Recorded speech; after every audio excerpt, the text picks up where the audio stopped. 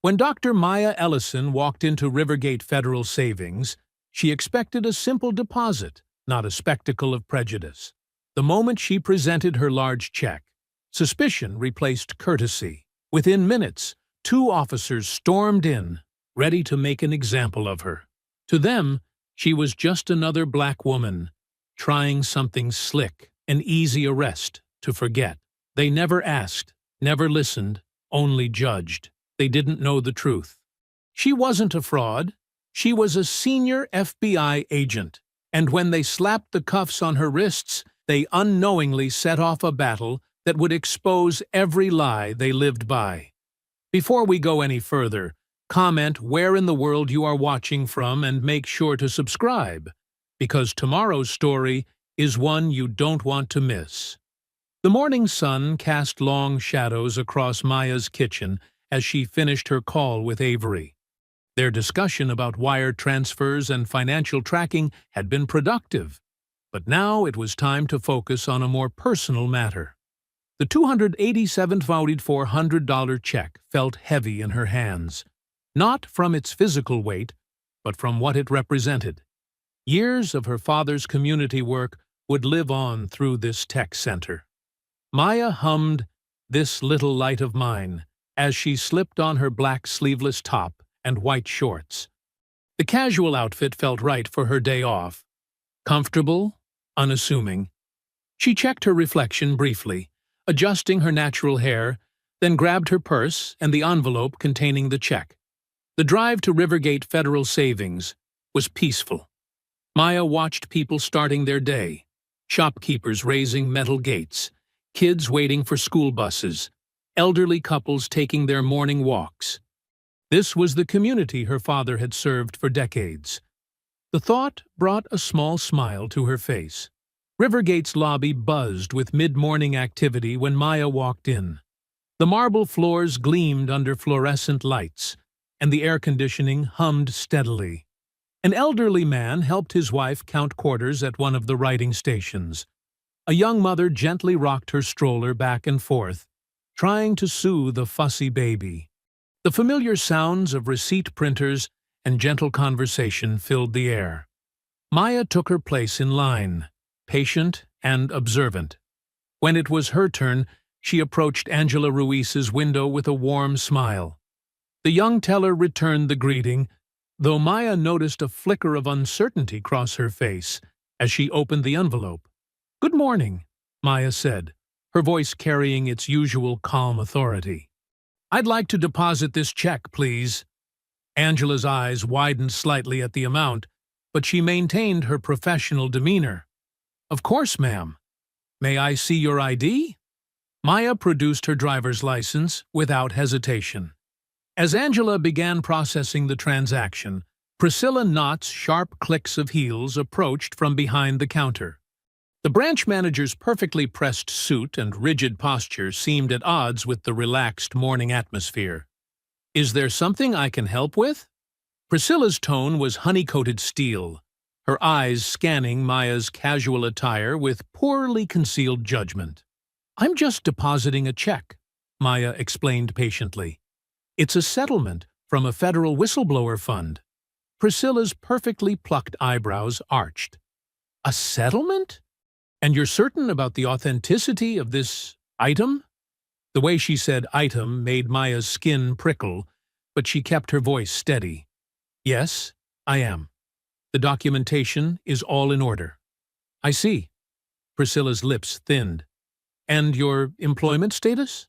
"That's relevant how?" Maya asked, though she knew exactly why they were playing this game. She'd seen it before, just usually from the other side of an investigation. "We have certain protocols for unusual transactions," Priscilla replied, her tone growing increasingly patronizing. "For your protection, of course." Maya noticed Angela shifting uncomfortably at her terminal, eyes darting between her computer screen and her manager. The young teller's discomfort was palpable. "I understand protocols," Maya said, "but this is a valid check, and I'm a long-time customer of this bank." Priscilla's smile didn't reach her eyes. "If you'll excuse me, I need to consult with our security team." She turned sharply, heels clicking away toward her office. The minutes ticked by. Maya remained standing calmly at the counter, aware of the growing attention from other customers. The mother with the stroller had stopped rocking it, her eyes fixed on the scene. The elderly couple whispered to each other, shaking their heads. The lobby doors opened, and Officers Dwyer and Harlan strode in, their badges catching the morning light. They exchanged knowing looks with Priscilla, who gestured toward Maya with a subtle nod. The tension in the room shifted immediately. Other customers stepped back, creating an invisible barrier around Maya. She could feel their phones coming out, cameras ready. This wasn't just about her anymore, it was becoming a spectacle.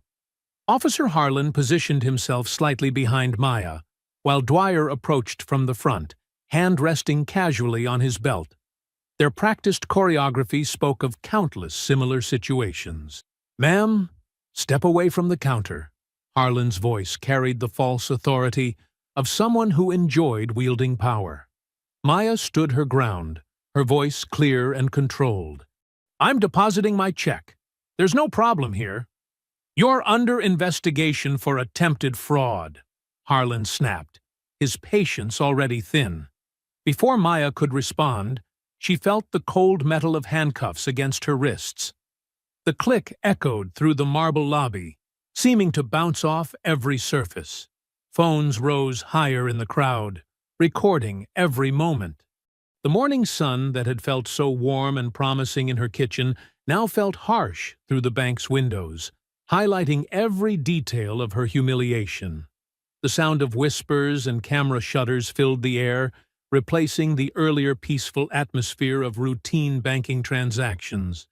The cold marble pressed against Maya's cheek as Officer Harlan forced her down onto the counter. Her arms twisted behind her back at an awkward angle, shoulders straining against their natural range of motion. The metallic bite of handcuffs dug into her wrists as Harlan cranked them several notches too tight, sending sharp jolts of pain through her hands. "Stop resisting!" Harlan growled, though Maya hadn't moved a muscle. "I'm not resisting," she replied evenly, her voice steady despite the pressure on her spine. "If you'd just listen—" "Shut it," Dwyer cut her off, turning to face the growing crowd of onlookers with their phones raised. "Everyone needs to put their devices away right now. This is an active police investigation." A few people lowered their phones, but most kept recording. Through the corner of her eye, Maya could see Priscilla Knott standing behind her desk, arms crossed with an expression of manufactured concern. "We have very strict protocols about large transactions," Priscilla announced to no one in particular, her voice carrying across the lobby. "This is all standard procedure." Maya tried again, speaking clearly despite her uncomfortable position. "The check is legitimate. I can prove—" "Sure it is," Harlan sneered, pressing down harder. "Just like all the other stolen checks we see. You really thought you could walk in here and cash this? If you'd check my ID properly." "Oh, we checked your fake ID all right," Dwyer interrupted with a smirk. "Real cute try with that one." The pain in Maya's wrists intensified as the cuffs bit deeper. She focused on her breathing, maintaining her composure even as her hands began to tingle from restricted circulation. Years of training and experience helped her stay centered, though fury burned beneath her calm exterior. "Young lady, that's no way to treat anybody," a strong voice called out from the line. Maya recognized Mr. Hammond, a retired veteran who frequented the bank. He stood straight-backed despite his age, phone held steadily at eye level. "I've been banking here 40 years, and I've never seen such a disgrace." Dwyer's head snapped toward the older man. "Sir, put the phone away now, or you'll be interfering with police business." "The only interference I see is with this woman's civil rights," Mr. Hammond replied firmly, though he took a step back when Dwyer advanced toward him menacingly. "Final warning," Dwyer growled. The officers yanked Maya upright, gripping her arms painfully as they marched her toward the exit. Her legs were steady, her head held high despite the spectacle. Customers pressed against the walls to let them pass, their phones tracking every step. Some looked away in discomfort. Others stared openly, and a few shook their heads in disapproval at the officer's rough handling. As they passed through the glass doors into the morning sun, Harlan leaned close to Maya's ear. "Let's see that smug look now," he whispered, his breath hot against her skin. "Not so composed anymore, are we?" Maya said nothing, but her mind recorded every detail. Badge number 6722, time approximately 10:17 a.m. 2 witnesses with phones in the parking lot. Security camera above exit door. They reached the patrol car, its black and white paint gleaming in the sunlight. Dwyer opened the back door while Harlan shoved Maya's head down, forcing her into the confined space. The vinyl seats were hot from sitting in the sun, and the cage between the front and back seats cast prison bar shadows across her face. "Another scammer caught," Dwyer announced cheerfully as he slid into the driver's seat. "That makes what? 3 this month." Harlan laughed as he dropped into the passenger side. "Yeah, but this one's special. Did you see how she came in? All dressed up fancy in her little workout outfit, thinking that makes her legitimate." Maya remained silent in the back, watching through the window as people continued filming from the bank's entrance. She could see Priscilla speaking to another customer, gesturing dismissively. Mr. Hammond stood his ground near the door, phone still raised, his expression grim. The car door slammed with a heavy thunk that seemed to emphasize the finality of her situation. Maya studied her reflection in the window glass, superimposed over the bank's facade. Behind her distorted image, she could see the growing crowd, their phones still capturing every moment of this humiliation. Taking a deep breath, Maya whispered under her breath, "They have no idea who they just arrested." Her eyes hardened as she watched the scene outside, mentally cataloging every detail, every face, every violation of procedure. The patrol car's engine rumbled to life, drowning out the murmur of the crowd. Maya sat straight despite her discomfort, dignity intact, even as the cuffs continued to bite into her wrists. Harlan adjusted his rearview mirror to watch her, his smirk visible in the reflection, but Maya's gaze remained fixed forward, her expression a mask of calm determination. Through the windshield, she could see the bank's sign catching the morning light. The words, "Rivergate Federal Savings," standing out in bold letters against the blue sky. The engine's idle seemed to punctuate the moment as they prepared to pull away from the curb.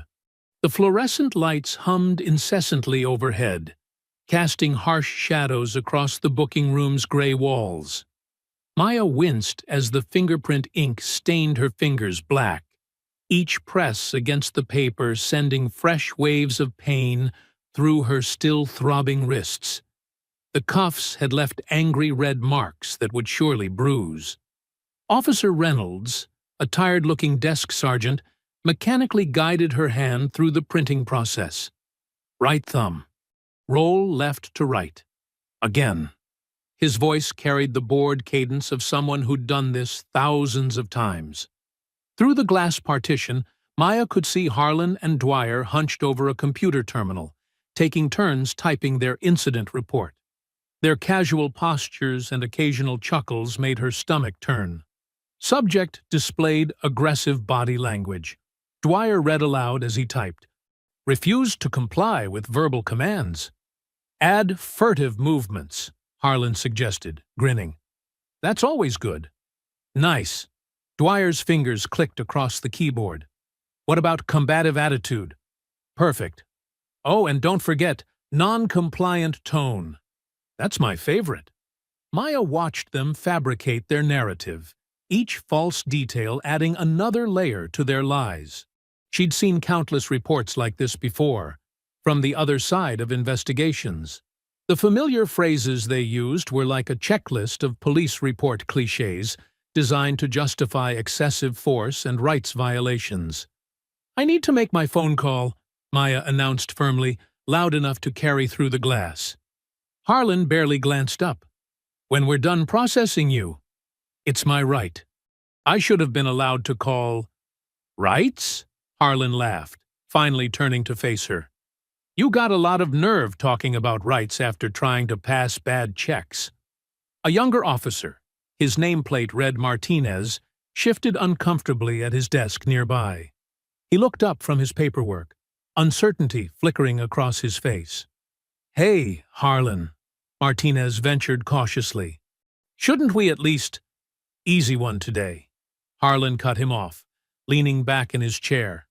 "Get this. She even claimed she works for the feds." He shook his head, chuckling. "These scammers get more creative every time." Martinez frowned slightly, but dropped his eyes back to his desk, unwilling to challenge his senior officer. Maya noted his reaction, another detail for later. "My cuffs were too tight," Maya stated clearly, making sure multiple officers could hear. "I requested medical attention. That was denied. I've asked for my phone call 3 times now. Also denied." "Keep a record of your complaints," Harlan mocked. "I'm sure someone cares." The property clerk, a thin woman named Diane, began cataloging Maya's belongings. One envelope containing check. She paused, squinting at the amount. $287,400. Her eyebrows shot up. As Diane opened the envelope, something slipped out. A small paper strip that fluttered to the floor. Maya's breath caught. She recognized the format instantly. A teller's ledger slip, the kind used to track large transactions. But these numbers? They matched a sequence she'd been investigating for months. Same font, same prefix pattern used by the veterans' charity fraud ring she was building a case against. Her mind raced. The laundering operation she'd been tracking? Could Rivergate Federal be the hub? The missing piece that explained how dirty money moved through legitimate channels? She forced her expression to remain neutral, even as the implications crashed over her. The booking room door swung open. Assistant District Attorney Trent Marbury strode in, his perfectly pressed suit at odds with the institutional surroundings. Maya's jaw tightened. She knew him by reputation. The man who'd buried evidence in the Thompson police brutality case last year, claiming insufficient cause for prosecution, despite clear video footage.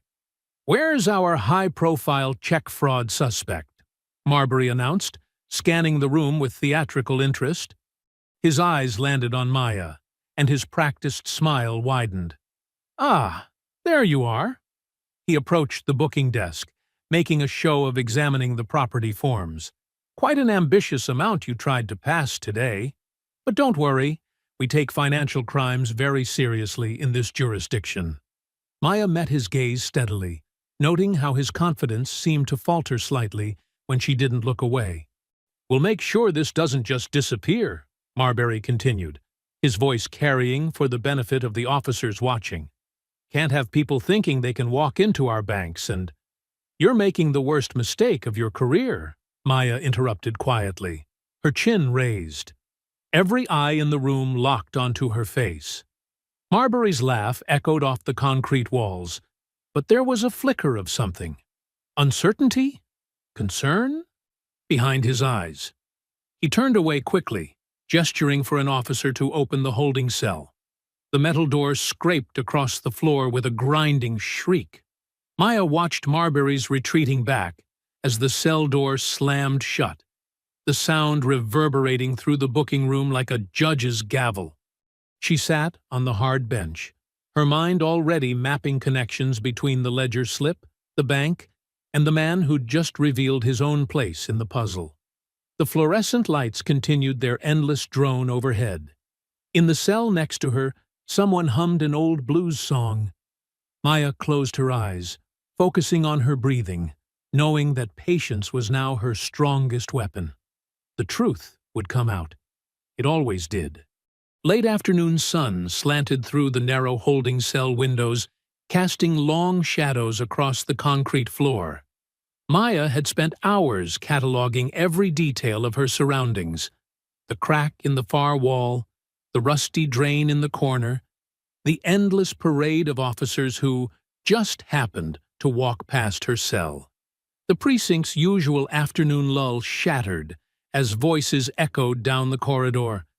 Maya recognized Marbury's practiced cadence before she saw him, the same tone he used in press conferences when declaring justice served after letting corrupt cops walk free. "We have procedures that must be followed," Marbury announced loudly, his voice carrying deliberately. "The integrity of our financial institutions." He rounded the corner with Chief Elena Robles close behind. The chief's normally composed face showed strain around the eyes. Behind them, Maya glimpsed the telltale red recording lights of news cameras in the hallway. "As I was explaining to the press," Marbury continued, positioning himself where the cameras could catch his profile, "no one is above the law in Rivergate. When suspicious financial activity is reported, we investigate thoroughly, regardless of how the suspect presents themselves." Maya noticed how Robles winced slightly at the word suspect. The chief's dark eyes darted between Maya and the media presence, clearly weighing political consequences. "I'd like a private word with the chief," Maya stated clearly, her voice carrying just enough to make the reporters lean forward. Marbury's practiced smile flickered. "Any discussions about your case should go through proper channels." "Just 5 minutes," Maya pressed, looking directly at Robles. "You can spare that much, can't you, Chief?" The cameras swung toward Robles. She straightened her shoulders, aware of the optics. "Of course, my office. I really must advise against—" Marbury started. "It's my department, Mr. Marbury," Robles cut in, her tone clipped. She gestured to an officer to unlock the cell. Maya rose slowly, her muscles stiff from hours on the metal bench. She kept her face neutral as she followed Robles down the hallway, past the cluster of reporters shouting questions. Marbury trailed behind them, his expensive shoes clicking against the linoleum. The chief's office was small but orderly. Citations and community awards lined one wall, while stacked case files dominated her desk. Robles closed the door, muffling the chaos outside. "All right," she said, settling behind her desk. "What's so urgent?" Maya reached for her wallet, which had been returned during processing. She opened it slowly, deliberately, letting the federal badge catch the light as she held it up. "Supervisory Special Agent Maya Ellison," she stated quietly. "FBI Civil Rights and Financial Crimes Division." The color drained from Robles's face. Behind Maya, she heard Marbury's sharp intake of breath, his trademark smile surely faltering. "I don't—" Robles started. "The check your officers accused me of forging," Maya continued. "Settlement funds from a federal whistleblower case, meant for a community technology center in my father's name." Marbury recovered quickly, his lawyer's instincts kicking in. "This changes nothing about procedure. In fact, given the federal connection, we'll need to place the entire file under review." "Under review?" Maya turned to face him. "You mean buried, classified, hidden behind bureaucracy until the media loses interest?" "These are serious allegations," Marbury pressed. "We can't simply dismiss." "Your officers profiled me," Maya stated flatly. "Denied my rights, used excessive force, all while your bank manager helped cover up suspicious transactions I've been investigating for months. Would you like me to continue?" Robles rubbed her temples. "Agent Ellison, I assure you we'll sort this out. But we need to handle this carefully. The union—" "The union?" Maya's voice was quiet but sharp. "Is that what you're worried about, Chief? Not the civil rights violations?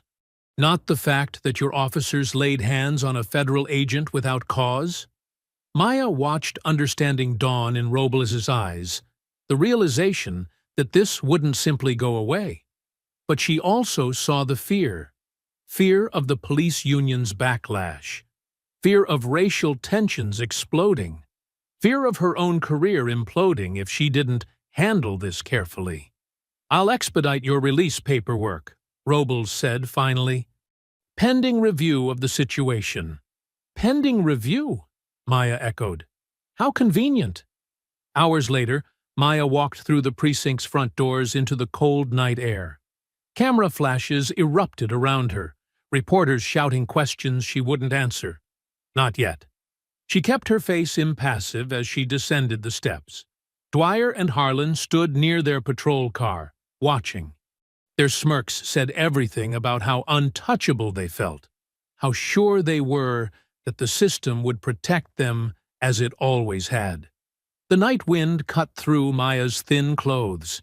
She'd been wearing workout gear when they arrested her, hours and lifetimes ago. She paused at the bottom of the steps, letting the cold air fill her lungs. "You're all in my jurisdiction now," she whispered, too soft for anyone else to hear. Morning sunlight filtered through the worn lace curtains of Geneva Ellison's kitchen, casting delicate patterns across the well-loved wooden table. Maya sat with her hands wrapped around a steaming coffee mug, trying not to wince as the ceramic pressed against her bruised wrists. The familiar scent of her mother's coffee, strong and rich with just a hint of chicory, filled the air, a comfort she desperately needed after yesterday's humiliation. The screen door creaked open as Avery Cho arrived, her arms laden with laptops and manila folders. Dark circles under her eyes suggested she'd been up all night digging through databases.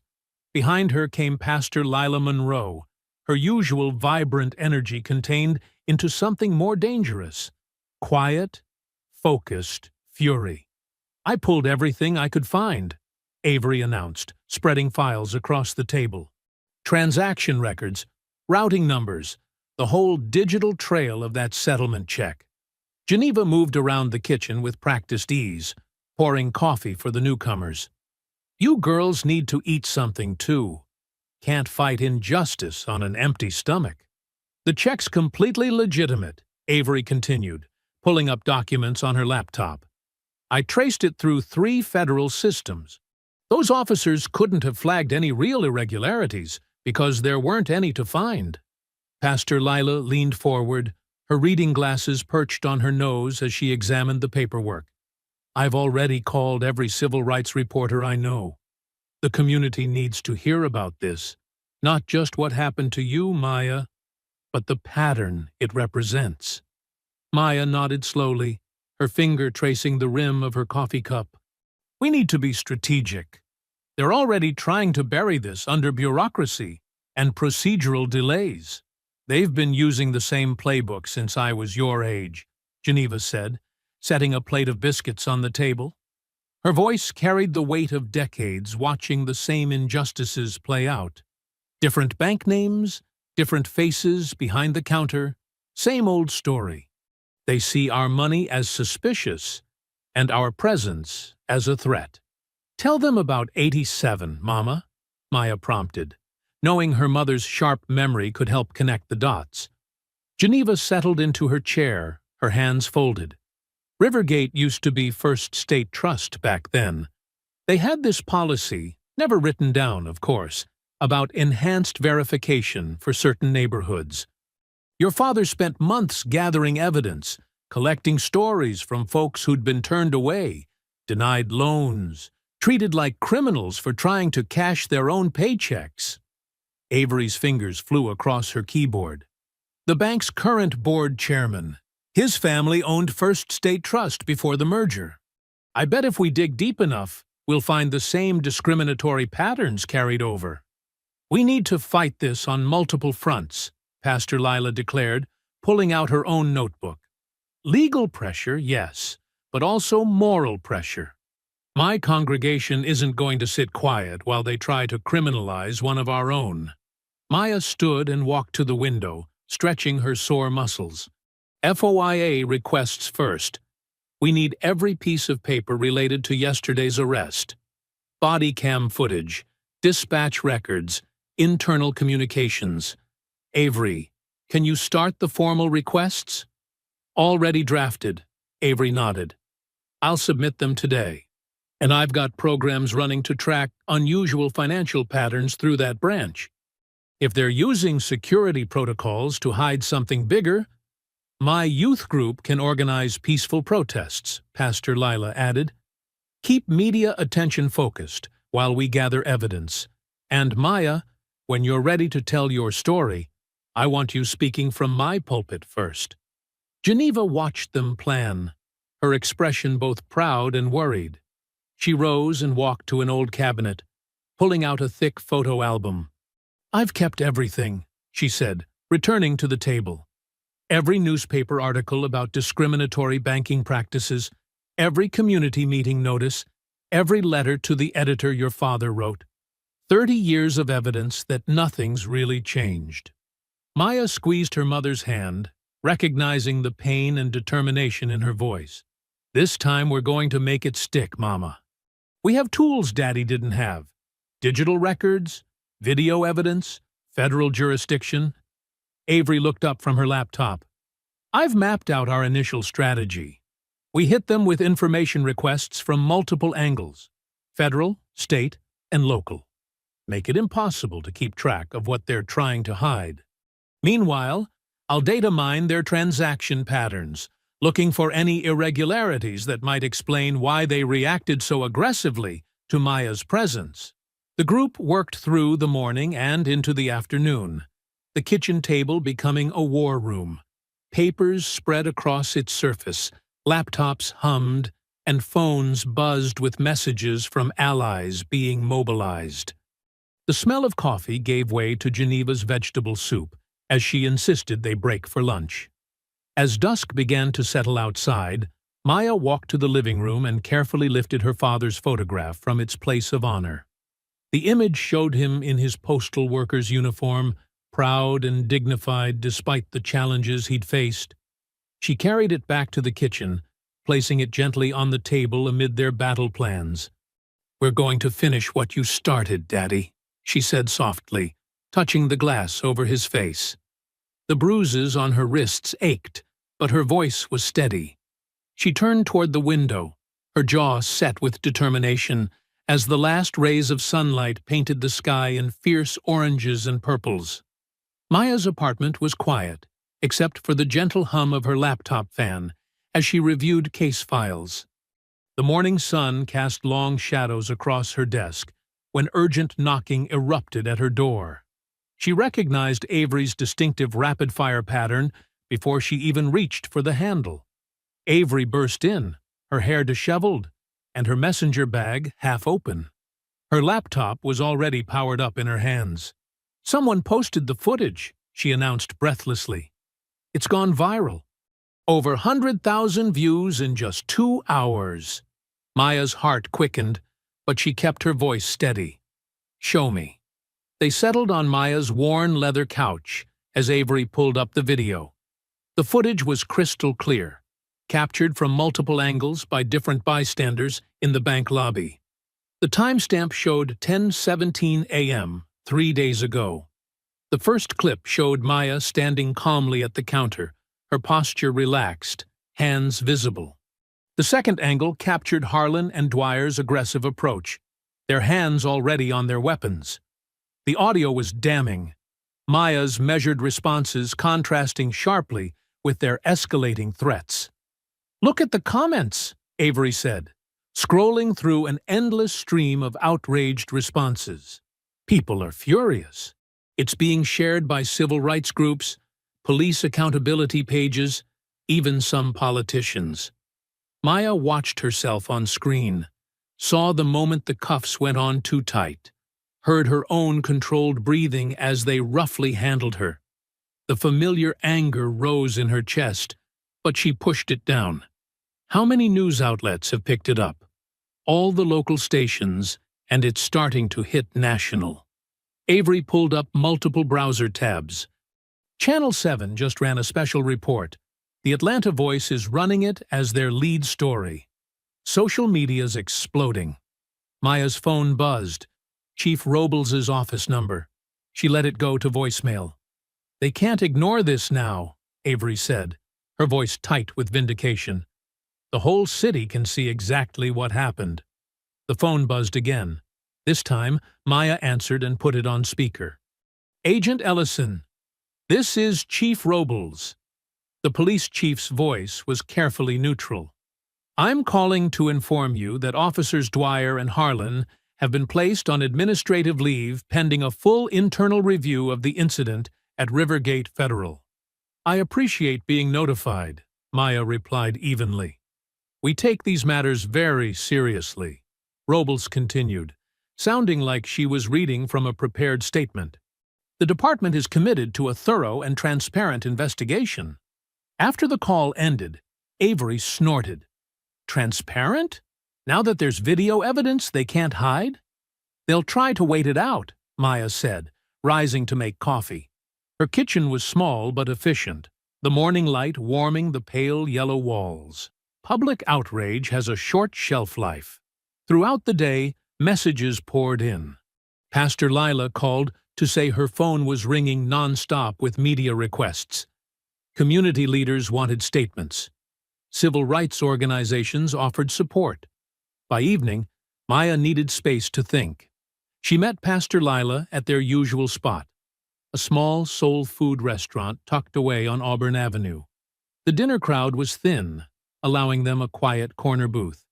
"The video's exactly what we needed," Lila said, stirring her sweet tea. "But you're right to be cautious. I've seen too many cases where clear evidence gets buried under procedure and protocol." Maya nodded, pushing her collard greens around her plate. "Public outrage fades fast. We need concrete results while people are still paying attention." "The police union's already pushing back," Lila warned, saying the video doesn't show the full context. "Claiming you were confrontational before filming started." "Let them try that line," Maya said. "There's security footage from the bank's cameras that shows the entire interaction. Avery's already submitted a formal request for it." "How are you holding up?" Lila asked softly, noting the way Maya was still favoring her wrists. "I'm angry," Maya admitted. "But it's a focused anger. Every time I start to let it consume me, I remember what we're really fighting for. This isn't just about one incident.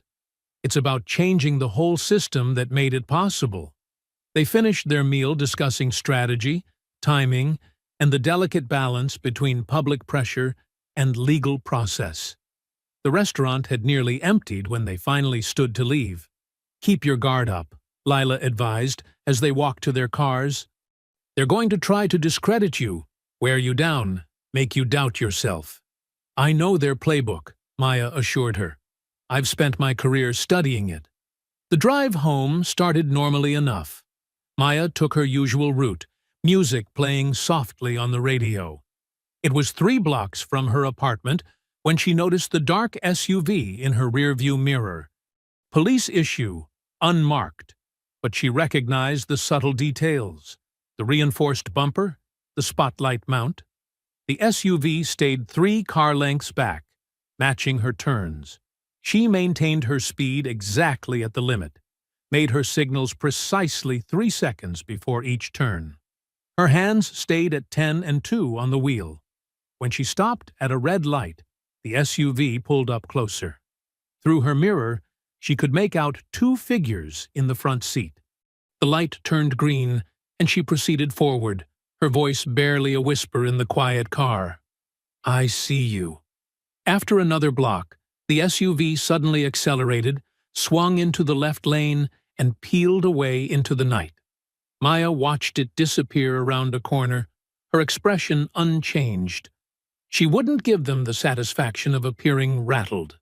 Early morning light filtered through the blinds of Avery's home office, casting thin stripes across stacks of papers and multiple computer monitors. The desk was barely visible under spreadsheets, bank statements, and sticky notes covered in Avery's precise handwriting. 2 empty coffee cups sat precariously close to her keyboard. Maya perched on the edge of a spare chair, watching as Avery's fingers flew across the keys. "These serial numbers from the ledger," Avery muttered. "They're not random. Look at this pattern." She pulled up a spreadsheet showing rows of numbers, each highlighted in different colors. Every third Friday, Rivergate processes a batch of cashier's checks, all around $9,000, just under the reporting threshold. Smart, Maya nodded. Where do they go? That's the beautiful part. Avery clicked to another screen. I've tracked them to 6 different nonprofits, all registered in the last 3 years, all claiming to support veterans programs. She scrolled through the list. Veterans United Progress, Heroes Home Foundation, Service Members First. Nice names, right? Maya leaned closer. Too nice. What programs do they actually run? That's just it. Avery pulled up tax records. 0 expenditure on actual veteran services. No employees. No physical addresses, just P.O. boxes. But they all received community development grants from Rivergate. She paused on one document. And look who signs as board treasurer for 3 of them. Priscilla Knott, Maya read, her voice tight, using different middle initials each time. But that's her signature. Avery nodded vigorously. It gets better. These shell companies? They're all registered to the same building. She pulled up a street view photo. A strip mall office suite owned by... She drummed her fingers on the desk for dramatic effect. Marwin Holdings, LLC. Let me guess. Marbury Enterprises subsidiary? Got it in one. Our friendly neighborhood ADA has his fingers deep in this pie.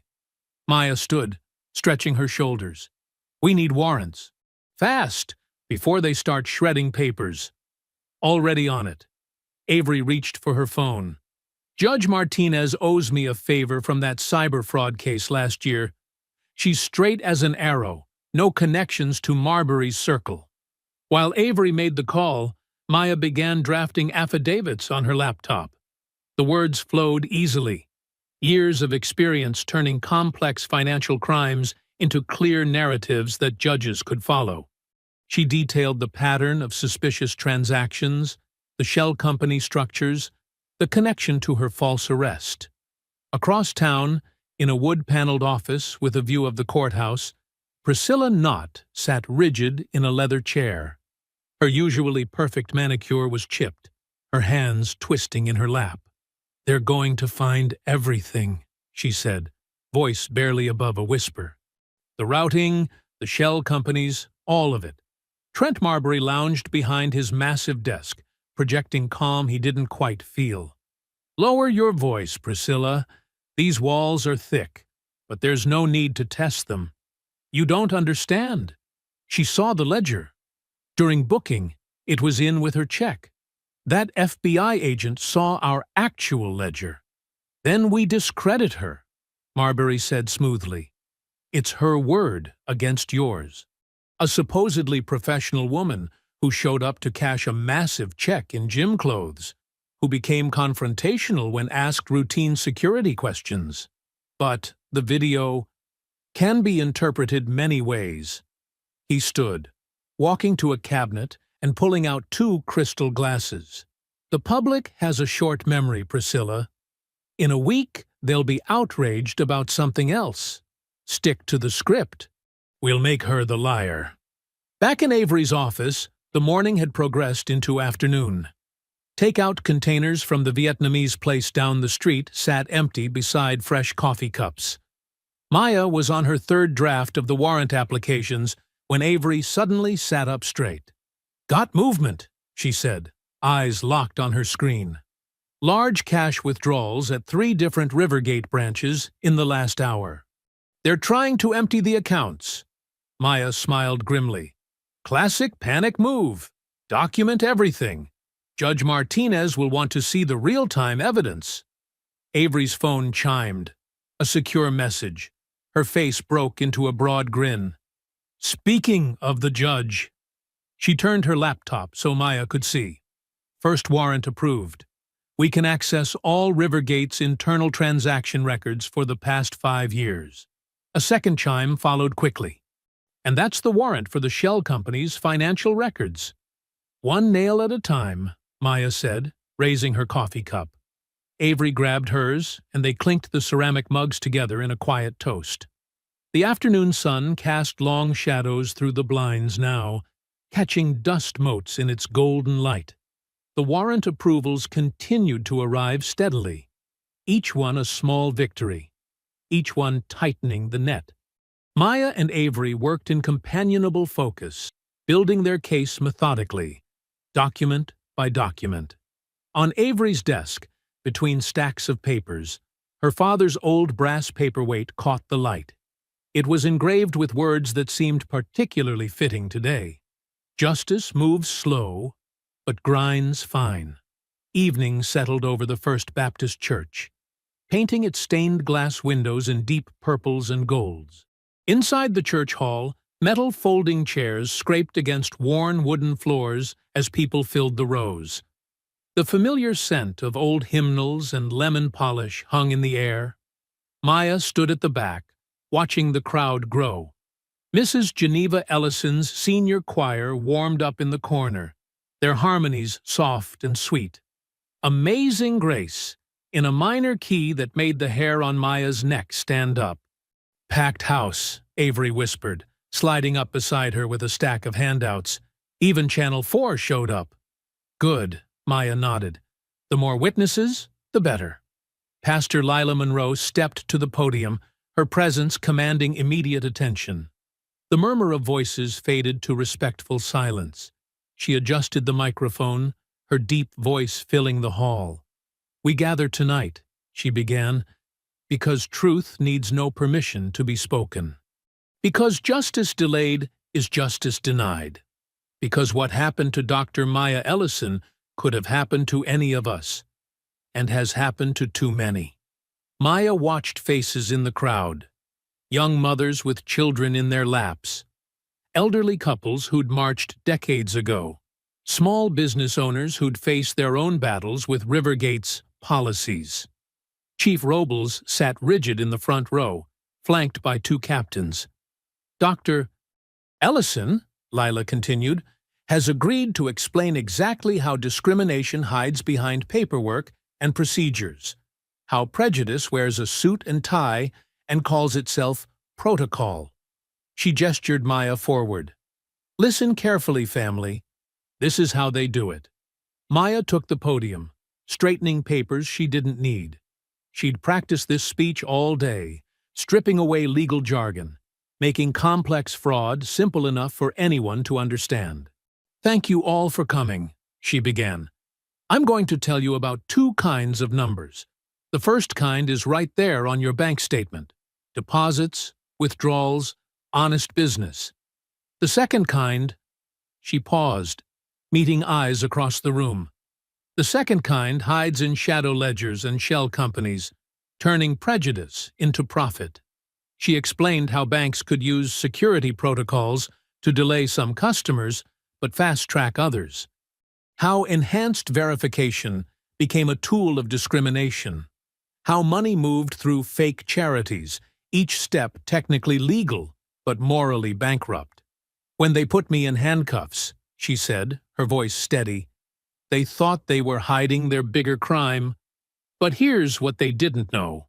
I've spent 20 years following money trails just like this one. I've seen how bias becomes business as usual." In the third row, Mr. Hammond, the veteran who'd spoken up during her arrest, nodded vigorously. Next to him, his wife dabbed her eyes with a tissue. "This isn't about one bad day at one bank branch," Maya continued. "This is about systems designed to look clean while staying dirty. About policies that protect prejudice instead of people." She walked the audience through simple examples. How Rivergate's community development money vanished into empty offices. How fake veterans' charities shuffled funds between accounts. How kickbacks got labeled as consulting fees. "But here's the good news," she said, and even the reporters leaned forward. "Sunlight is the best disinfectant. Once you know how the game works, you can't unknow it. Once you see the pattern, you can't unsee it." Chief Elena Robles stood then, making her way to the podium. Her uniform was crisp, her expression carefully neutral. Maya stepped aside, watching. "The Rivergate Police Department," Robles began, then paused to clear her throat. "We have failed our community's trust. Not just in Dr. Ellison's case, but in ways that run deep and long." She gripped the podium edges. "Therefore, I am announcing tonight that we have invited the Department of Justice Civil Rights Division to conduct a full pattern or practice investigation of our policies and procedures." The crowd erupted. Some cheered, others wept. Pastor Lila raised her hands for quiet. "Furthermore," Robles continued, "we are implementing immediate reforms in our response protocols and arrest procedures. No more unauthorized handcuffing, no more denied phone calls, no more selective enforcement of banking regulations." Maya watched the chief's face carefully. There was fear there, fear of the police union's reaction, fear of political backlash, but something else, too. Maybe relief, maybe hope. The senior choir moved to the front then, arranging themselves in neat rows. Their voices rose in "Ain't Gonna Let Nobody Turn Me Around," the old civil rights anthem filling every corner of the hall. People stood, swaying, some singing along. Maya felt warmth spread through her chest. Not victory, not yet, but validation. The truth was out now, spoken plain in a sacred space. She watched Mrs. Thompson, who'd banked at Rivergate for 40 years, nodding her gray head in rhythm. Saw young parents explaining to their children why this mattered. After the final song, as people gathered their things and moved toward the doors, Pastor Lila took Maya's arm. Her grip was strong, her eyes bright with purpose. "You've got them listening now," she whispered. "They can't pretend they don't understand anymore. Now we make them confess." Maya nodded, feeling the weight of what came next. In the back of the hall, reporters packed up cameras and checked recording levels. Community leaders clustered in small groups, already planning next steps. The truth was in motion now, rolling like a tide. In his office across town, Trent Marbury watched the live stream recording, jaw clenched tight, already plotting his response. But that was tomorrow's battle. Tonight belonged to truth, spoken plain in a church hall, witnessed by neighbors who couldn't unhear it. Maya sat at her kitchen counter, coffee growing cold beside her laptop. Morning sunlight filtered through the blinds as the local news played on her small TV. Her spoon clinked against porcelain, stirring sugar that had long since dissolved. "Breaking news this morning," the anchor announced, his practiced concern perfectly calibrated. "New footage has emerged from the Rivergate Federal Savings incident involving FBI agent Maya Ellison." The mug stopped halfway to her lips. On screen, a grainy security video played, but something was wrong. The angles were spliced, the timing distorted. It showed her reaching for her badge aggressively, her body language hostile. The actual moment, her calm explanation, had been cut entirely. "Sources close to the investigation suggest Agent Ellison may have attempted to intimidate bank staff," the anchor continued. "Assistant District Attorney Trent Marbury has announced he's reopening the fraud complaint with additional charges." Maya's phone buzzed. A text from Pastor Lila. "Turning on the news now. Lord have mercy." The footage replayed, worse each time. They'd edited out Priscilla's sneering remarks, Dwyer's aggressive stance. Instead, Maya appeared belligerent, uncooperative. The timestamps jumped subtly, unless you knew what to look for. "This is a serious development," a police union spokesman declared on screen. "No one, not even federal agents, should use their authority to circumvent banking security protocols." Maya dialed Avery, who answered on the first ring.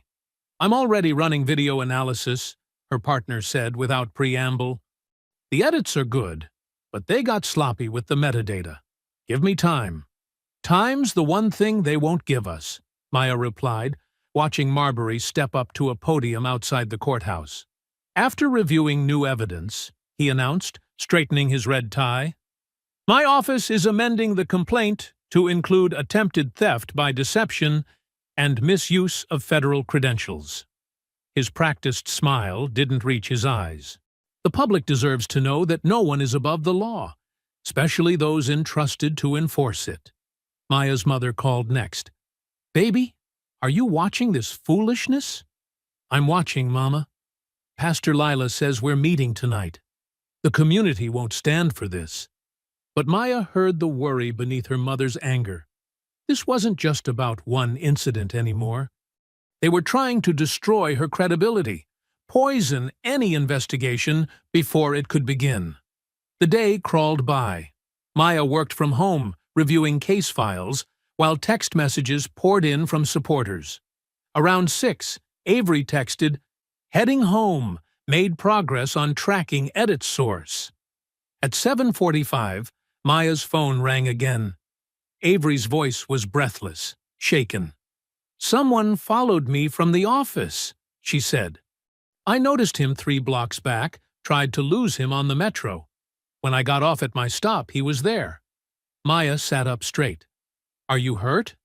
"He grabbed my bag outside my building. I fought back, got some skin under my nails when I scratched him." "But Maya," Avery's voice cracked. "I checked my laptop. There are traces of remote access from 2 days ago. They cloned my hard drive before trying to steal it. Where are you now?" "Inside my apartment. Doors locked, security system on." "Stay there," Maya ordered. "I'm calling in a protective detail." She was already reaching for her keys when movement caught her eye through the kitchen window. A dark sedan idled across the street, its engine humming in the evening quiet. As she watched, its headlights winked out one by one. "Maya," Avery's voice was small. "I'm scared." "I know, honey." Maya moved away from the window, keeping her voice steady. "But remember, they're scared too. That's why they're pushing so hard. The laptop had everything. All our financial tracking, the shell company data, which means we were getting close." Maya checked her service weapon, then her backup piece. "We knew they'd fight back. Now we know how much they're hiding." They talked for a few more minutes, Maya walking Avery through security protocols they both knew by heart. It helped to have procedure to hold on to when everything else felt uncertain. After they hung up, Maya stood in her darkened kitchen. The sedan remained outside, a shadow among shadows. Her phone lit up with another text from Pastor Layla. "Just saw the news. They think they can rewrite history. But God sees, and so do we." Maya touched her father's old badge, hanging framed on the wall.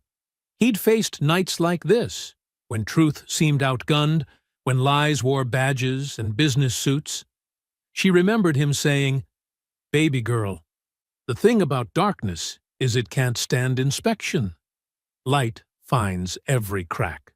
The sedan's presence was a message. Back down. Look away. Let the system protect itself. But they'd forgotten who they were dealing with. Maya Ellison had spent her career following money through darkness, illuminating the hidden machinery of power and prejudice. Now they'd given her a new trail to follow, from edited footage to cloned laptops, from false charges to lurking sedans. Every move they made drew a clearer map of corruption. The war had escalated, yes, but that just meant they were afraid of what she'd find when she turned the lights on. Morning light glinted off the J. Edgar Hoover building's glass facade as Maya approached the employee entrance. She'd chosen her outfit carefully: charcoal pantsuit, crisp white blouse, polished shoes. Professional. Unimpeachable. Her heels clicked against marble as she strode to the security checkpoint. The guard, Tom, who'd greeted her with a smile for 15 years, wouldn't meet her eyes. "ID and badge, please, ma'am." Maya handed them over, noting how his hands trembled slightly. He swiped her credentials once, twice. The reader flashed red. "There seems to be an issue," he mumbled, radioing for backup. "Please step aside."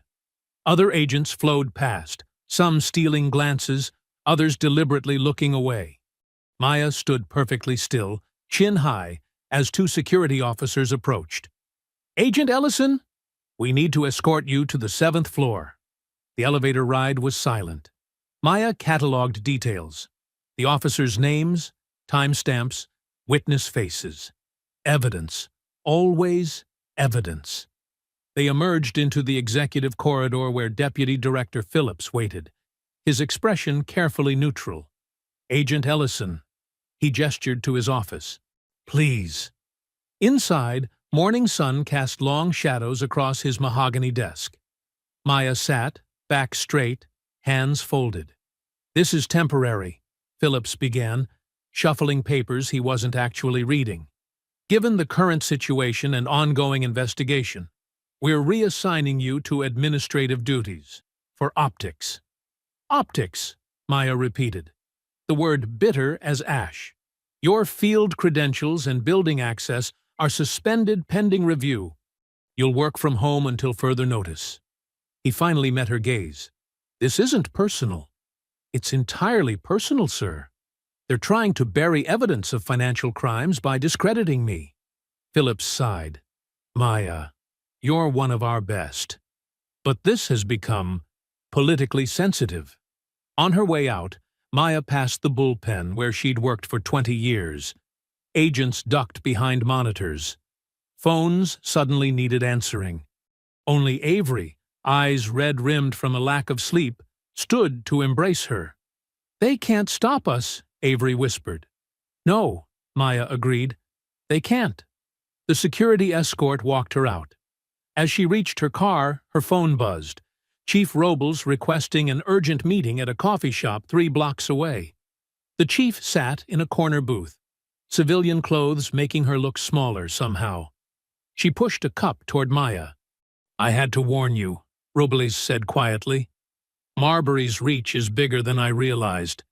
He's got half the city council in his pocket through that police union PSC. The bank board chairman golfs with the mayor. Are you here to tell me to back down?" "I'm here to tell you to be careful." Robles leaned forward. "They're scared of you, Maya. Not just because you're FBI, because you can't be bought, and you don't get intimidated. That terrifies them." Maya sipped her coffee. "Fear makes people dangerous." "Yes, it does." Robles stood to leave, then paused. "For what it's worth, I'm sorry. About that day at the bank. I should have done more." "You still can." The chief's sad smile spoke volumes as she walked away. Maya spent the afternoon reviewing files at home, building her case despite the restrictions. Around 6, her mother arrived with grocery bags and determination. "You need to eat," Geneva Ellison declared, shooing Maya from the kitchen. Soon, the house filled with familiar smells: cornbread, collard greens, her father's favorite chicken recipe. "Remember when Daddy faced that corruption investigation?" Geneva asked, stirring a pot. "They tried to take his badge, too." "I remember. He didn't back down, either." "No, baby. Fighting for right runs in your blood." They ate together, talking about safer things, church gossip, neighborhood news, memories of better days. Maya helped with dishes afterward, finding comfort in the routine. Through the window, darkness had settled over the street. A car engine purred to life outside. Headlights swept across the kitchen wall, then went dark. The doorbell rang. "Stay here, Mama," Maya said quietly, moving to the front door. Her service weapon waited in the entryway drawer, but she left it there. Let them make the first move. Through the peephole, Rick Harlan stood on her porch, police uniform crisp, hat in hands. His smile was razor-sharp as she opened the door. "Evening, Agent Ellison." He spoke softly, almost pleasantly. "Beautiful night for a visit." "What do you want, Officer Harlan?" "Just passing by. Thought I'd share some friendly advice." He turned his hat in his hands. See, people who stir up mud tend to get dirty themselves. Shame if anything happened to this nice house. Or that sweet mama of yours. Maya's hand tightened on the door frame, but her voice remained steady. Are you threatening me, officer? Threatening? His laugh was hollow. I'm protecting. That's my job. He settled his hat back on his head. You have a good night now. Give your mama my regards. He walked away, whistling tunelessly. Maya watched until he reached his car, noting make, model, plate number. Evidence. Always evidence. She closed the door, and only then did she notice her hand trembling on the knob.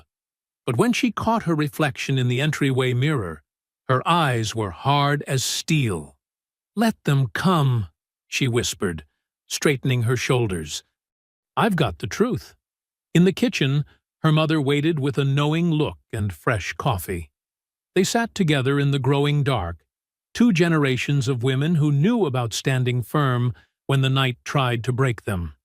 Morning sunlight filtered through dust motes as Geneva Ellison climbed the narrow attic stairs, Maya following close behind. The wooden steps creaked under their feet, each sound echoing through decades of stored memories. Your father never threw away a single paper, Geneva said, moving toward a stack of boxes labeled in neat marker. Community Records, 1980, 1990. He always said, evidence tells stories that people won't. Maya helped her mother lift a heavy cardboard box, its corners soft with age. They carried it down to the kitchen table where Avery had set up her laptop, multiple screens displaying financial data streams. Look at this, Geneva said, pulling out a yellowed newsletter. The Neighborhood Watch Bulletin, 1987. She handled the brittle paper carefully, pointing to a headline, Rivergate Bank denies local business loans. Maya leaned in, reading aloud.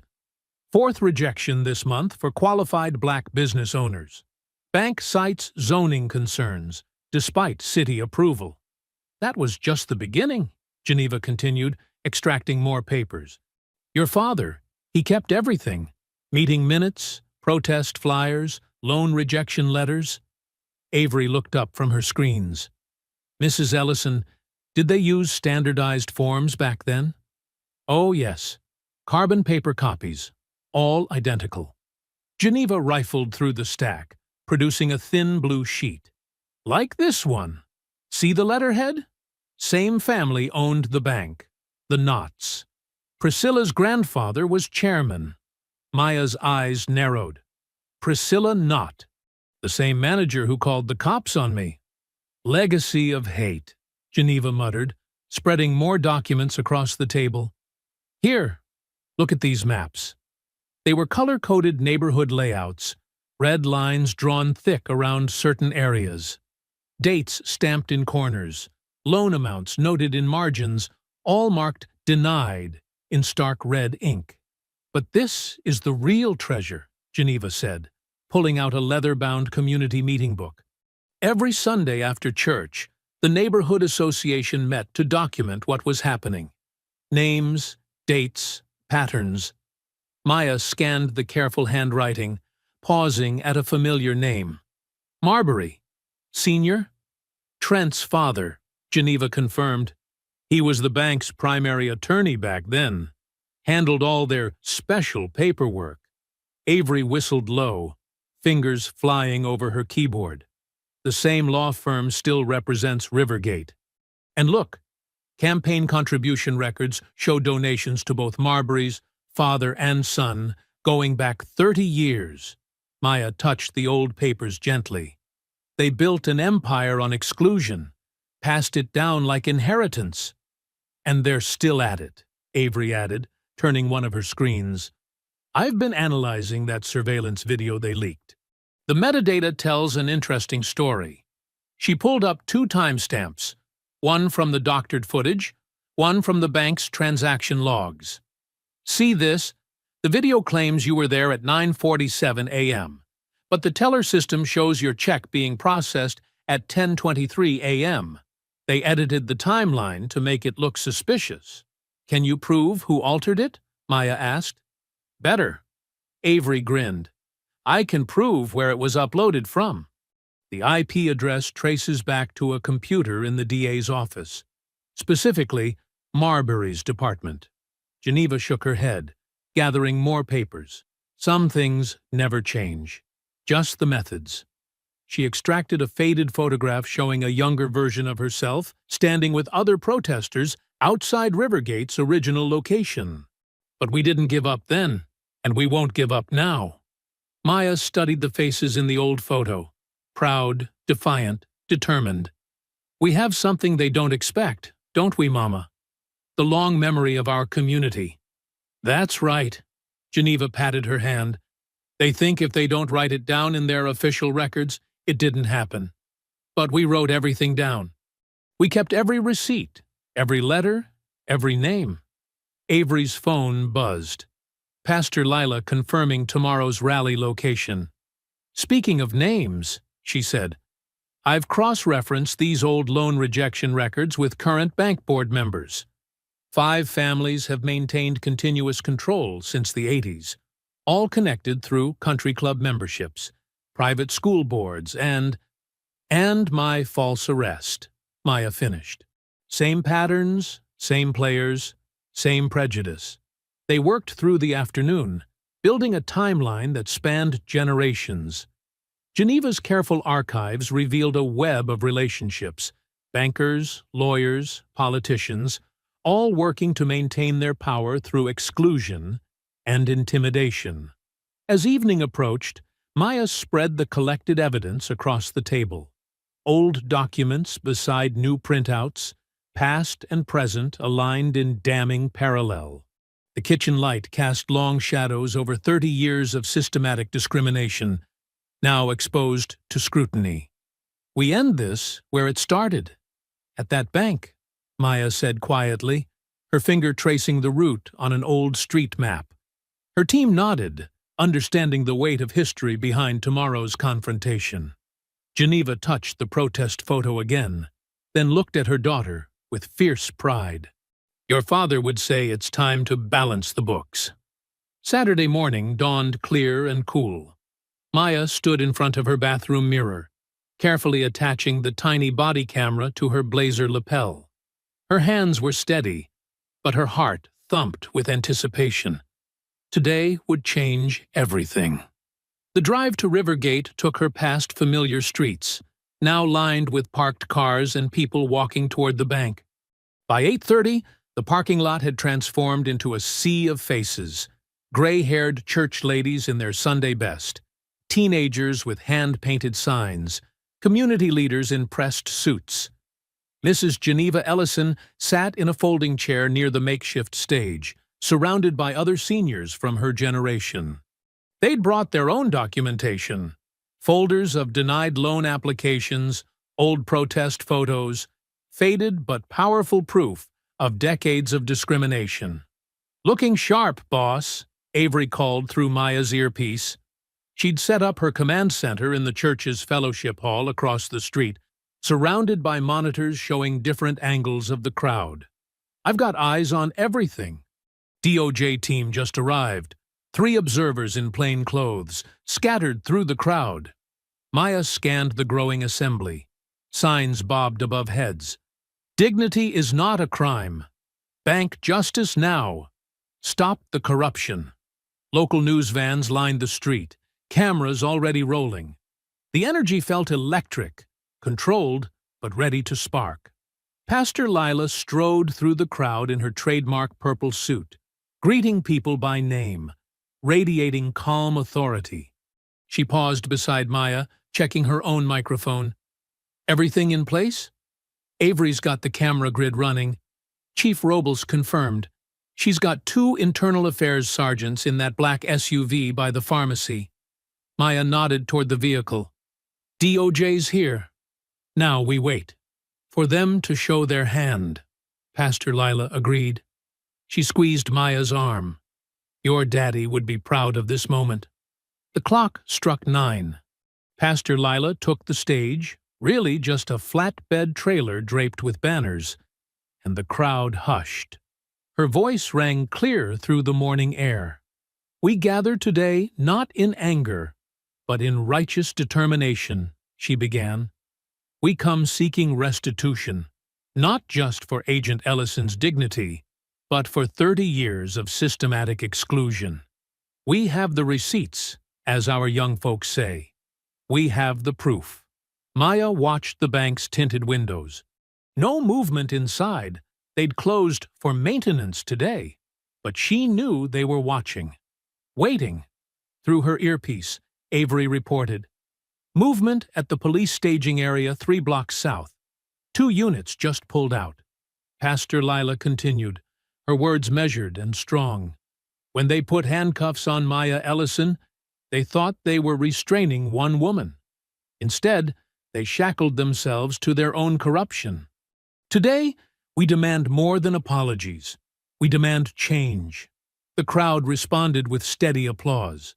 Maya noticed some of her FBI colleagues scattered throughout, not officially, but present, standing witness. "Chief's SUV is moving," Avery murmured in Maya's ear, "repositioning for better sight lines of the bank entrance." Pastor Lila gestured Maya forward. "And now, the woman they tried to silence will speak her truth." Maya approached the microphone, documents in hand. The morning sun felt warm on her face. Cameras clicked, phones raised to record. "Good morning," she began. "I'm not here to talk about my arrest.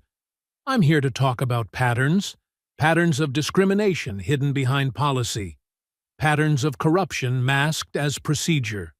She held up the old redlining maps. "These patterns started before I was born. When they put those handcuffs on me, they were following a script written decades ago.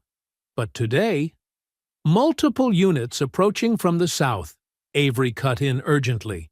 4 officers in riot gear. Maya continued smoothly. "Today we have evidence that connects past to present. The same families, the same methods, the same—" A ripple moved through the crowd. Maya felt it before she saw it, that instinctive tension when uniforms appear. Through the sea of faces, she caught glimpses of tactical gear, helmets with face shields. "I count Dwyer and Harlan," Avery reported, "plus 2 others from their unit. They're trying to circle around the east side of the crowd." The seniors in the front rows closed ranks, their presence a quiet wall of dignity. Mrs. Geneva Ellison stood, leaning on her cane, eyes fierce and unafraid. Pastor Lila moved slightly closer to Maya, her voice steady in the microphone. "We see some officers joining us today. Remember, everyone, we stay peaceful. We stay focused. We stay righteous." The DOJ observers shifted position, notepads visible. Chief Robles' SUV edged closer, internal affairs officers stepping out to maintain clear lines of sight. Maya kept speaking, her voice carrying over the murmurs. "We're here because dignity matters, because truth matters, because justice—" The crowd's collective intake of breath made her pause. Through the morning glare, she saw them clearly now. Dwyer and Harlan, masked behind riot shields, moving with practiced coordination through the assembly. She felt the familiar chill of their presence, the same cold certainty she'd felt in the bank that first day. But this time was different. This time, she was ready. The crowd continued to cheer, their voices rising in support. But Maya's focus narrowed to the approaching officers, their badges catching sunlight through the shields. The trap was closing, exactly as planned. Through the amplified speakers, the crowd's chant grew stronger. "No justice, no peace, no justice, no peace." The rhythm pulsed through the morning air, unified and determined. Dwyer's voice cut through the chants, sharp and aggressive. "Security threat! Clear the area!" He shoved past a row of elderly women, nearly knocking Mrs. Jenkins off her walker. The crowd gasped but held firm. Maya watched Harlan's approach, noting the suspicious envelope clutched in his left hand. His right stayed near his belt, a classic intimidation stance. Their choreographed movements betrayed their intent. She'd seen this tactic before in corrupt arrests. "Stay back!" Pastor Lila's voice boomed through the speakers. "The whole world is watching." Phones raised higher, capturing every angle. Through her earpiece, Avery provided rapid updates. "All cameras operational. DOJ observers are moving to flank positions. IA units approaching from the west." Harlan reached the edge of the stage, his face mask unable to hide the smirk in his eyes. "Agent Ellison," he called out, voice dripping with mock courtesy. "We need to check a security concern." Maya stood her ground, microphone steady. "Officer Harlan, this is a peaceful assembly. Any security concerns should be—" He lunged forward, faster than his bulk suggested possible. His hand shot toward her coat pocket, the envelope visible between his fingers. Maya reacted instinctively, pivoting away from his grasp. The microphone clattered to the stage. "Don't you dare touch her!" Pastor Lila's voice thundered without amplification. The crowd surged forward protectively, but Maya had already shifted her weight. Using Harlan's momentum against him, she stepped aside while maintaining her balance. His grab met empty air, and his forward motion carried him straight into a folding table laden with water bottles. The crash echoed through the parking lot. Dwyer charged forward, shoving aside Mr. Washington, an 80-year-old deacon. "Resist arrest! She's resisting!" But before he could reach Maya, Pastor Leila grabbed the heavy wooden offering box from the donation table. With surprising speed for her age, she swung it in a perfect arc, connecting solidly with Dwyer's shoulder. He stumbled, cursing. The envelope tumbled from Harlan's grip as he struggled to right himself. It skidded across the stage, landing face up. The official label was clearly visible. District Attorney's Office, Evidence Control Division. "Camera 3 has clear shot of the label," Avery reported excitedly. "Getting multiple angles of everything!" More chaos erupted as the two internal affairs officers finally pushed through the crowd.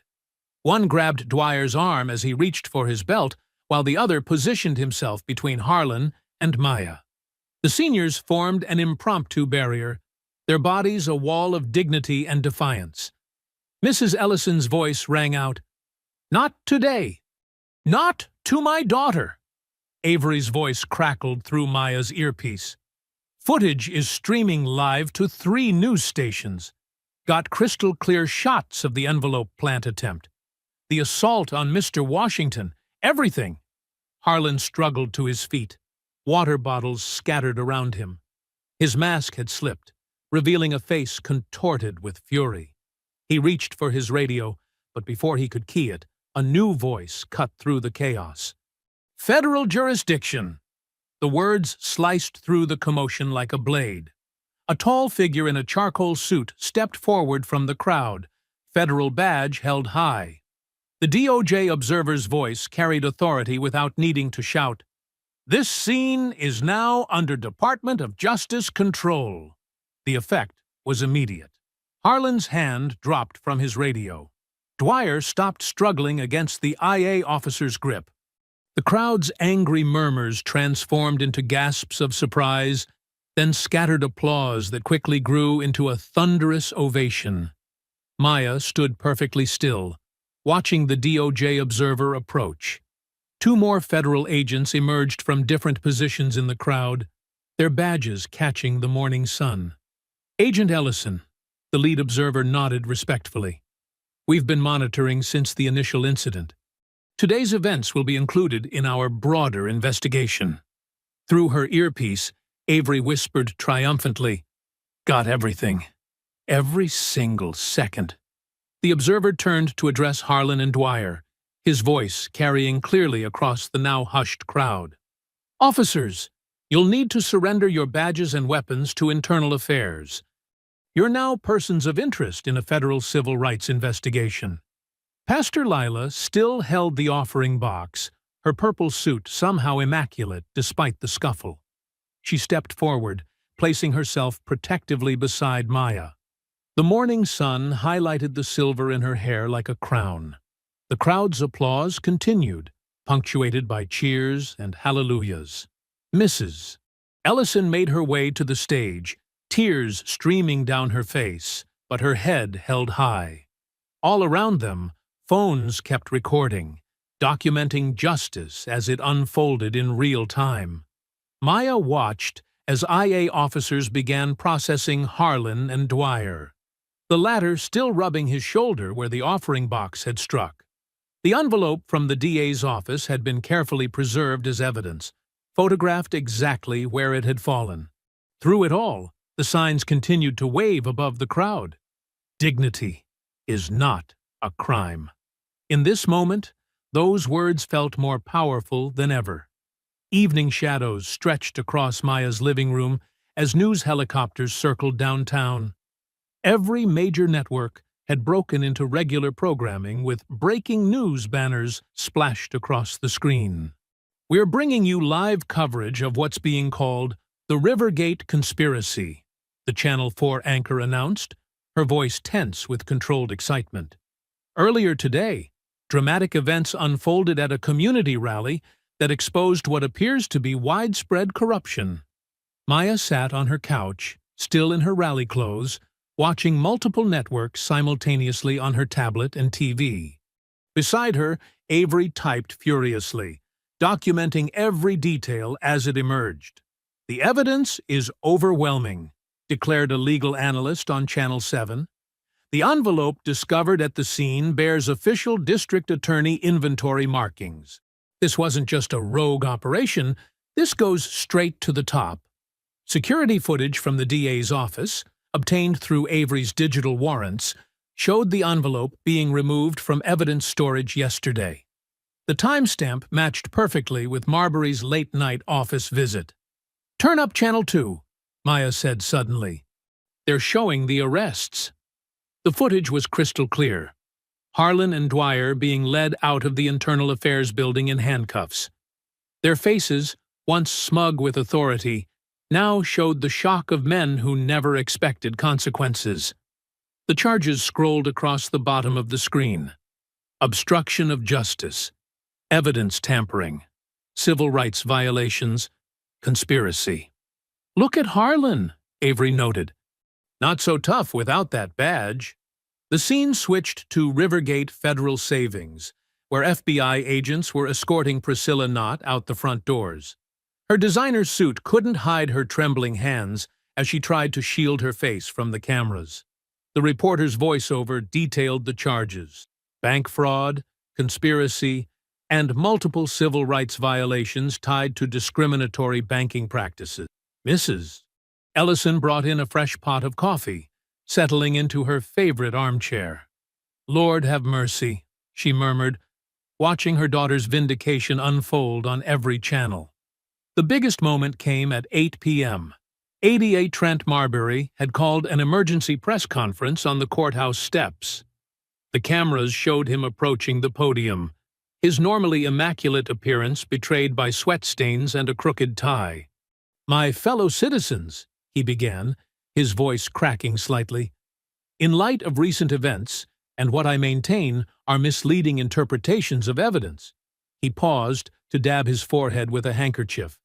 "I am announcing my immediate resignation as Assistant District Attorney." The press corps erupted. Marbury tried to maintain his composure, but his denials grew increasingly desperate. "These allegations are completely unfounded." A reporter cut him off. "What about the envelope from your office, Mr. Marbury? How do you explain the evidence tag?" He fled the podium as questions rained down, his security detail forming a barrier against the surging media crowd. The image of his retreat would play on loop throughout the night. "Poetry," Avery said softly. "Pure poetry." At 9 p.m., Chief Elena Robles took the same podium, but her approach was dramatically different. Her uniform was crisp, her stance straight, her words clear and unwavering. The events of recent weeks have exposed systemic failures within our department, she began. Today, I am announcing comprehensive reforms under Department of Justice oversight.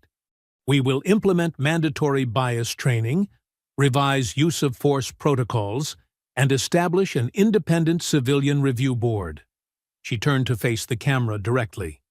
To Agent Maya Ellison, on behalf of the Rivergate Police Department, I offer our formal and unreserved apology.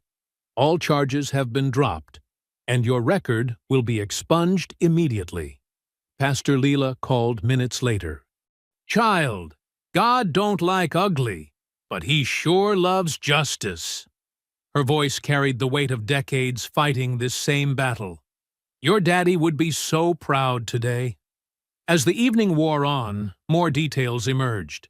The FBI had seized records from Rivergate Federal Savings showing years of discriminatory practices. Harlan's phone records revealed coordination with Marbury's office dating back months. Dwyer had already begun cooperating with investigators, trading information for consideration. Around 11 p.m., most of the news crews had finally packed up. The helicopters had stopped circling. A gentle quiet settled over Maya's kitchen, broken only by the soft clink of coffee mugs as she and Avery sat at the familiar table where they'd planned their response weeks ago. They really thought humiliation would break you, Avery said, shaking her head in wonder. She remembered Maya's quiet dignity in those first difficult days, the way she'd channeled her anger into methodical action. Maya wrapped her hands around her warm mug, considering.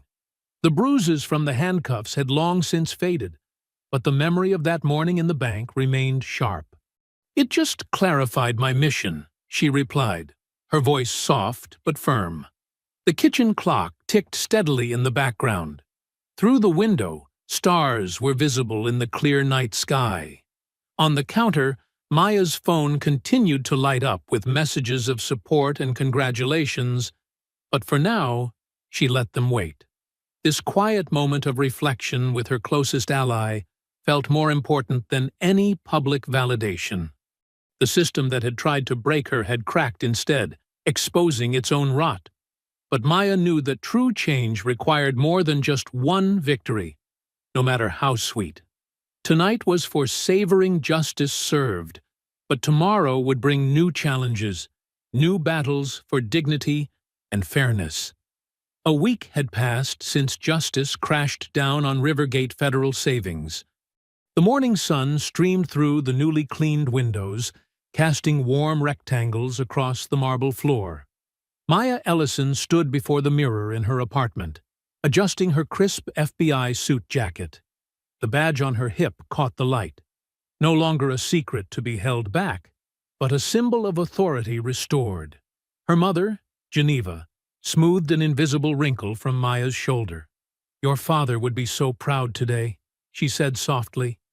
Not just of the victory, but of how you carried yourself through it all. Pastor Leela arrived to drive them, her Sunday best brightening the morning. Ready to make another deposit? She asked with a knowing smile. This time without the dramatics? The drive to Rivergate was different now. Gone were the news vans and protest signs. Instead, community members gathered peacefully on the sidewalk, many holding small American flags. Several of Maya's elderly neighbors had brought folding chairs, determined to witness this moment. As they pulled up, Chief Elena Robles stood waiting at the entrance, her uniform pressed and badge gleaming. The weight of accountability had straightened her spine, given new purpose to her stance. She'd spent the past week implementing sweeping departmental changes, starting with a complete overhaul of arrest protocols and bias training. Maya held the familiar envelope containing the $287,400 check, the same one that had sparked this transformation. The paper felt different now, heavy with vindication rather than hope. Inside, the bank fell silent as Maya entered. Tellers stopped mid-transaction, their eyes following her movement across the floor. The security guard, a new hire, nodded respectfully. Gone were Dwyer and Harlan's smirking faces, replaced by properly trained professionals who understood the meaning of protect and serve. Angela Ruiz, the young teller who had witnessed Maya's humiliation that first day, stepped forward to assist. Her hands trembled slightly as she reached for the check, but her smile was genuine. "Welcome back, Agent Ellison," she said clearly. "How can I help you today?" Maya placed the check on the counter with deliberate grace.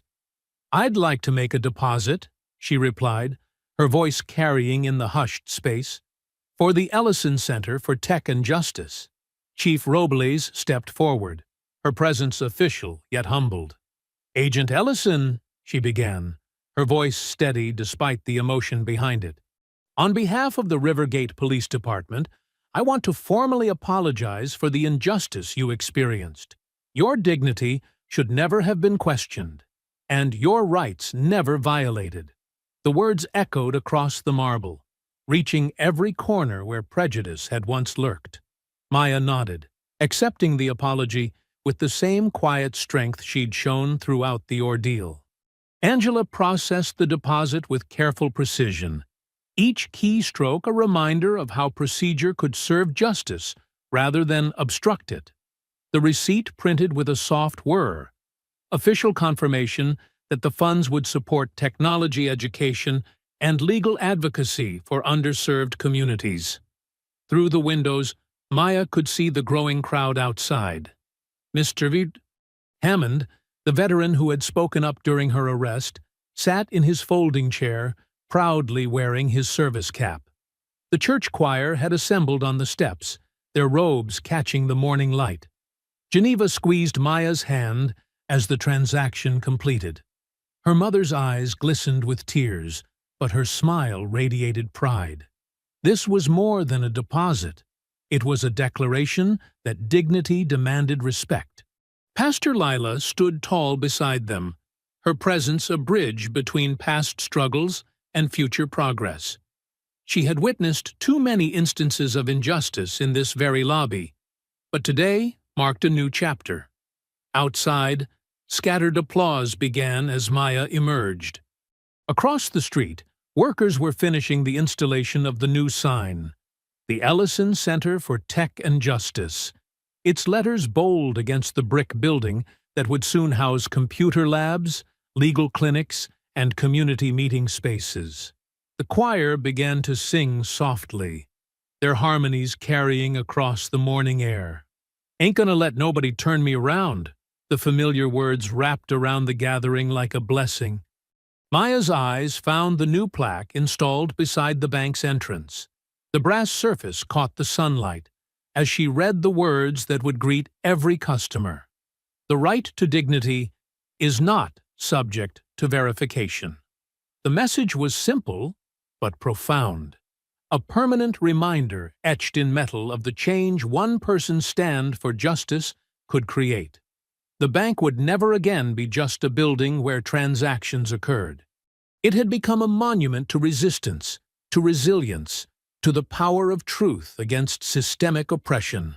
Standing between her mother and Pastor Lila, Maya felt the weight of generations, those who had fought before her, and those who would benefit from this victory.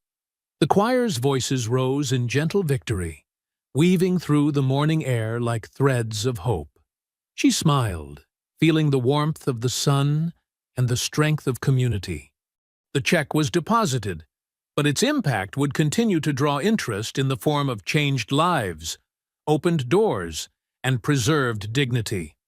Justice had not only been served, it had been permanently invested in the future of her community. I hope you enjoyed that story. Please share it with your friends and subscribe so that you do not miss out on the next one. In the meantime, I have handpicked 2 stories for you that I think you will enjoy. Have a great day!